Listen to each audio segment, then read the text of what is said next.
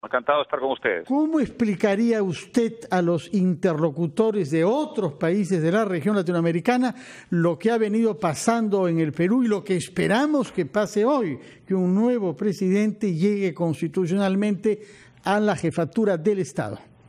Bueno, es una pregunta difícil de responder de forma concisa.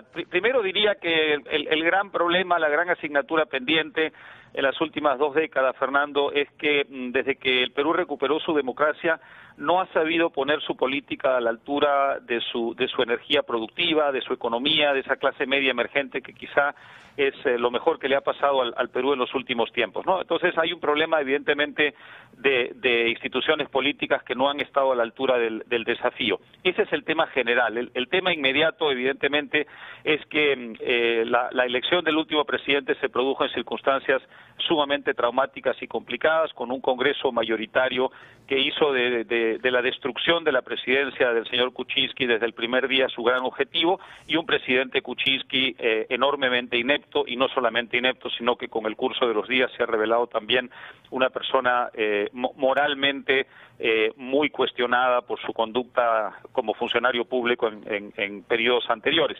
Todo eso produjo una crisis evidentemente que solo podía tener una salida, y que es la salida que se está produciendo en este momento. Dicho eso, el Perú tiene una democracia, tiene una constitución, y se están siguiendo los procedimientos constitucionales, a pesar del comportamiento algo infantil tanto del presidente saliente como de los congresistas hoy en torno a la carta de renuncia, pero se está produciendo una salida por la vía constitucional, y eso es algo que hay que, por supuesto, agradecer y aplaudir, porque de eso se trataba cuando recuperamos la democracia, ¿no es cierto? Sus grandes temas han tenido que ver, como lo mencioné, con una inercia que no entendió la evolución de la economía internacional, y luego el populismo. Pero esos no parecen ser los grandes factores que están en la base de esta crisis peruana. Está faltando que usted diagnostique otros temas que puedan sernos útiles para combatir la corrupción y este paso permanente entre intereses privados y función pública. Sí, yo creo que sí, pero eso también remite al populismo en cierta forma, Fernando, ¿no? Una de las posibles definiciones del populismo es justamente que los líderes políticos se sitúan por encima de las instituciones, y que la relación entre el poder político y la población se da en cierta forma al margen, digamos, de las propias instituciones, o por lo menos de una forma que no permite fortalecerlas y robustecerlas, ¿no? Y entonces evidentemente eso hace que cada crisis se convierta en una crisis mucho más desproporcionada de lo que tendría que ocurrir. Evidentemente eso también a la larga afecta a la economía. El crecimiento peruano el año pasado 2,5 o 2,5, este año yo no creo que pase del 3%, está muy por debajo del potencial y muy por debajo de lo que podría ser en un contexto internacional de recuperación creciente desde el punto de vista económico. Así que sí hay una relación vinculantes, sí hay vasos comunicantes entre ambas cosas, pero hoy día tenemos un problema además muy serio de deslegitimación de la clase política. Este estribillo, este eslogan que está dando la vuelta por todo el Perú y que ya había hecho su aparición en la Argentina del año 2001, del que se vayan todos, ¿qué cosa refleja? Bueno, una desafección total de la ciudadanía por su clase política, muy peligrosa, dicho sea de paso, porque eso en algunos países como Venezuela y otros se ha traducido en su momento en aventuras muy peligrosas de tipo populista y por supuesto de tipo antidemocrático. Así que no hay que permitir que ese desánimo se traduzca en ninguna salida que no sea estrictamente constitucional, y no hay que permitir que ese estado emocional y psicológico de la población se traduzca en aventuras políticas que pongan en riesgo lo bueno que sí tiene el Perú, un sistema democrático y todavía mal que mal una economía más productiva que la de algunos de los vecinos. Desde luego podría serlo muchísimo más todavía, pero algo anda relativamente bien, no perdamos eso. Es político, puesto que nos ha recordado que hay una correlación de fuerzas entre el Congreso del Perú y el Ejecutivo inédita, por lo menos en nuestra historia reciente, y esa correlación continúa. ¿Cómo debe conformarse el futuro gobierno? Vizcarra nos ha dicho que estaría listo el gabinete dentro de 10 días. Esto nos remonta hasta el lunes después de la Semana Santa.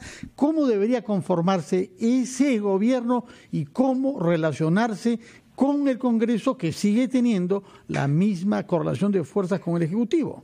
Cómo no, primero que nada hay que darle confianza, hay que darle espacio, hay que darle margen de maniobra, es decir, lo que no se le dio al señor Kuczynski desde el primer día, hay que dárselo al presidente entrante, al presidente Vizcarra. Tiene que conformar su gabinete, tiene que convocar a mucha gente, tiene que dialogar con todas las fuerzas políticas. Evidentemente eso incluye al fujimorismo, nos guste o no, es absolutamente indispensable que tenga un nivel de diálogo muy intenso con todas las fuerzas políticas y sobre todo con las fuerzas políticas más determinantes, pero en última instancia, su gobierno depende de que él sepa mantener una presidencia independiente de todas las fuerzas políticas, que no sea vasallo de ninguna, que sepa hacerse respetar y que entienda que en última instancia, aunque esa no es la salida que debemos preferir, si las cosas terminan entorpeciéndose muchísimo y las cosas terminan desviándose, siempre le queda una carta que es la carta de las urnas, donde quienes hayan eventualmente entorpecido su gobierno pagarán un altísimo precio. Pero esa es la salida, digamos, final, la salida terminal. Antes de eso hay muchas opciones y yo creo que el presidente Vizcarra debe inaugurar su gobierno con gestos digamos, destinados a reconstruir una confianza que se ha perdido, y desde la oposición hay que darle un margen de maniobra porque es absolutamente indispensable para que él pueda transmitir a la población ese nivel, digamos, de credibilidad que hoy día la clase política ha perdido por completo. Álvaro Vargas Llosa, usted vive en Washington y desde ahí naturalmente da un seguimiento a la política norteamericana. ¿Qué piensa de la perspectiva de la Cumbre de las Américas prevista en nuestra capital dentro de 3 semanas, a la que se anuncia la visita del presidente de los Estados Unidos, Donald Trump? ¿Es viable todavía en buenos términos? Yo creo que sí, Fernando. Yo haría, si fuera el señor Vizcarra, absolutamente lo posible y lo imposible porque esa cumbre se mantuviera. No hay que olvidar que la preparación está en marcha desde hace mucho tiempo, que está en marcha por parte de profesionales que siguen en sus puestos, gran parte de ellos, evidentemente no todos, incluida la canciller saliente, pero muchos de estos profesionales están trabajando en eso con sus pares internacionales desde hace mucho tiempo. No veo ninguna razón, si procedemos a una sucesión más o menos rápida y seria y creíble, para que no se pueda rápidamente enviar al mundo la señal de que el Perú está en perfectas condiciones de ser anfitrión de esa cumbre. Yo creo que sería muy importante, por varias razones, obviamente ahora una adicional, y es que hay que darle al gobierno entrante un nivel de legitimidad mayor, hay que darle un nivel de confianza y de respaldo indispensable para que pueda funcionar. Evidentemente la realización de esa cumbre con presencia de mandatarios internacionales robustecería muchísimo la figura del presidente y del nuevo gobierno, así que yo creo que deben hacer un enorme esfuerzo para que eso sea posible. Ojalá que alguna de la gente saliente no esté boicoteando esos esfuerzos, Fernando. Sería de muy mal gusto que alguna de la gente que está de salida... Sin duda, pero hay algunos presidentes también de otros países que han mostrado algunas reservas. Muchas gracias, Álvaro Vargas Llosa.